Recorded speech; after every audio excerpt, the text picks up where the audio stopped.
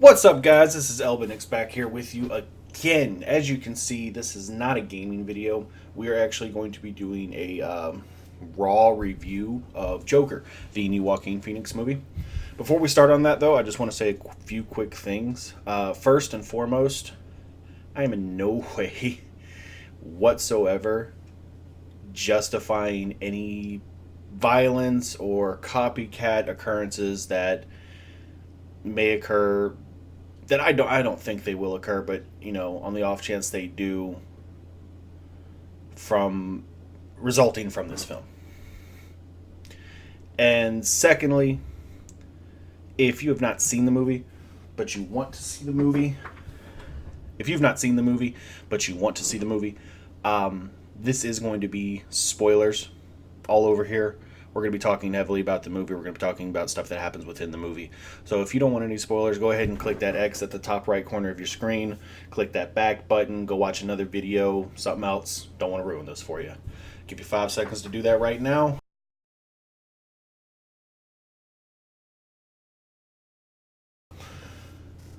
I literally just got back from watching this movie, I think a half hour ago. Me and my girlfriend went to watch it, and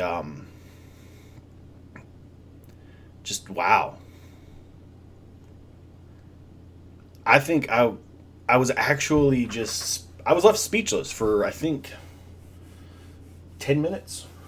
About 10 minutes after watching this film because it was raw. It was nitty. It was in there.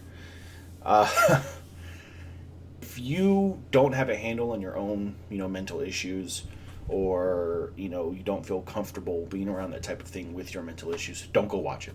Do not go watch this movie.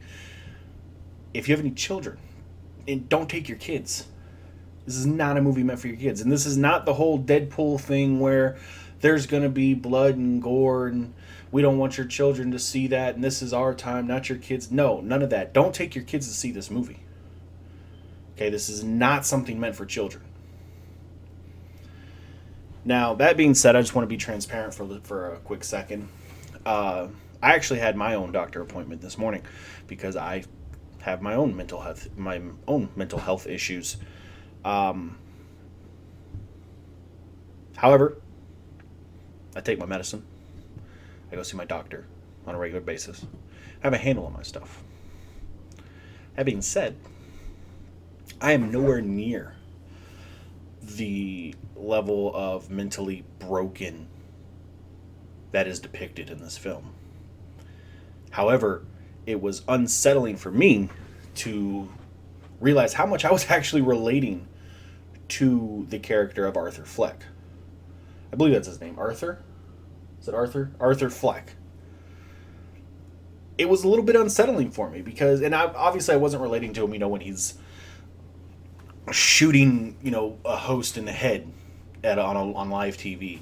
I wasn't relating to him when he was, shooting people on a subway, or when he was laughing about inciting a riot that was destroying the city, or when he was dancing on top of a burning car. I wasn't relating to him in that way. I was relating to him in the idea of not mattering, of feeling like I could possibly be needing help, and the world just wouldn't care. Like, I was relating to him in the idea of the world doesn't care about you as an individual. Unless you're famous or you have money, the world doesn't care about you. Because, it's kind of a fact of life. We all got to make our own way. And I think what really hit me watching this film was just the fact that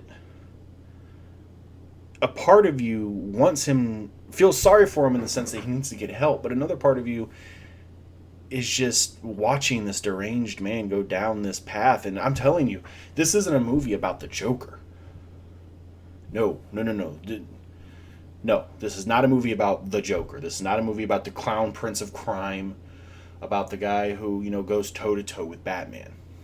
This is a movie that I think I want to say they got a lot of inspiration from One Bad Day,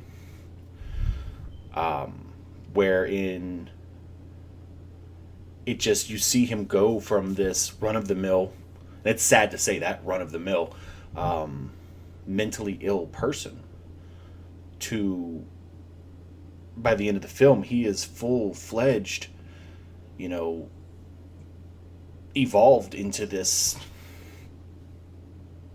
being that we all know, that some of us even romanticize on a certain level. And it's just, it's scary, it's unsettling. There's nothing romantic about it. There's nothing heroic about it. If you are going for a feel good movie, this is not the one, guys. This is not the one. Also, my girlfriend told me about an interview Joaquin Phoenix did with, who was it? Colin, in which I don't know if I'm pronouncing that right. In which he asked me, are you concerned at all about, copycats, or, this isn't word for word, I'm paraphrasing here, or about domestic terrorists who draw inspiration from this film. And it actually freaked Joaquin Phoenix out a little bit, which is understandable, because to him, it didn't even register that could happen. Because I think what Joaquin Phoenix saw the same way I kind of took from it, was that this is a movie about, how a series of events that are completely out of a person's control can lead to this monster of a being. Especially when they suffer from, delusions, being a sociopath, from delusions of grandeur, because there's a lot of points where he's legitimately daydreaming. Half the freaking movie is a daydream. And you don't realize it until the last scene with the girl. I can't remember her name, because I think that was the point. They touted her up during the movie to be, the one shining light in Arthur's life. And then he made it all up in his own head. There was also something that I found really interesting, was the fact that, so he got hit over the head with a sign, and the sign got stolen from him. He got beaten down and everything like that. He calls his boss. His boss calls him and tells him, the store said you stole their sign. They just want their sign back. I'm going to take it out of your check. And he's trying to tell him what happened, and the guy's not believing him at all. At all. He's just like, why would they do that? That's stupid. Okay. Why would he make that up? Well, all right. And then we get to a point where you find out, they allude that Arthur, aka Joker, might actually be Batman's brother. Okay. This just added a whole new thing to the entire story. Like, oh my gosh. With Thomas Wayne. About, because as far as he's concerned, he's just read a letter from his mother saying, Arthur's your son, blah, blah, blah, blah, blah, blah, help us. And the first thing Thomas Wayne does is say, I'm not your dad. Your mom's crazy. You were adopted. And his mom has been exhibiting signs of, not being all there. However, once that comes out, you believe it. Essentially, you believe it at first. And then you think for a second, and you're like, wait a minute. We've just seen 2 or 3 instances where the mentally ill person was telling the truth, but no one believed him because he was mentally ill. So you start questioning it. And then later on in the movie, they show adoption papers and stuff like that. And, newspaper clippings and records showing that Arthur was indeed adopted, and he wasn't Thomas Wayne's son. He wasn't Batman's brother. He wasn't Bruce Wayne's brother anyway. So it was... But even then, once you get all this proven, you're still questioning it. Because so much of that you've already taken for fact has just been proven to not be true. And it not only shows you, what happens to mentally ill people, when they try to interact with others, or how they interact with others, or how they live their daily lives. It makes you, it gives you the mindset of a mentally ill person, someone who makes stuff up and can't tell the difference between what's real and what's fake. And it messes with you a little bit. I'm not going to lie. It really messes with you. Now, I said earlier that, I can relate to a little bit. So yes, it is a little bit unsettling. It is frightening in the sense that, someone who's definitely further off than I am might take some sort of inspiration from this. But I think we need to remember that if we're going to blame this movie for some whack job in a clown outfit running around shooting people, then racists today exist because of the Holocaust. Because racists today exist because of the Civil War.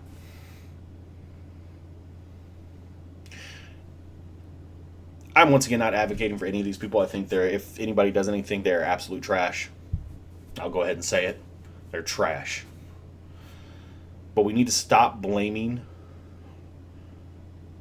films and literature who are trying to send a message. We need to start blaming the people. It is not the fault of Joaquin Phoenix and the Joker because this person does this. It's not the case. It is that person's fault. It is that person's decision to go about and do this. They're mentally ill. Obviously, we need to get them help, but we need to put the focus on them, not everything else in the world. So, and that's just a little afterthought I had. I was talking with my girlfriend. We were talking about that. But that's pretty much all I can say about it. If you haven't seen this movie and you want to go see it, do it. Do it immediately. Stop what you're doing. Go watch this movie. Hands down, the best DC movie made since Dark Knight. Hands down. I don't even know if Dark Knight was really a DC movie. It was DC characters, but I don't know. But yes, hands down. One of the best. I'll go ahead and say this. DC, you guys need to focus on your villains. Because for some reason, you guys create these amazing villains. But heroes, y'all are kind of like... I mean, don't get me wrong. Y'all got Wonder Woman. Y'all got Aquaman. Those good choices. Absolutely. But y'all's villains are on point. I got to give it... Y'all's villains are on point. Like, good God. But, alright.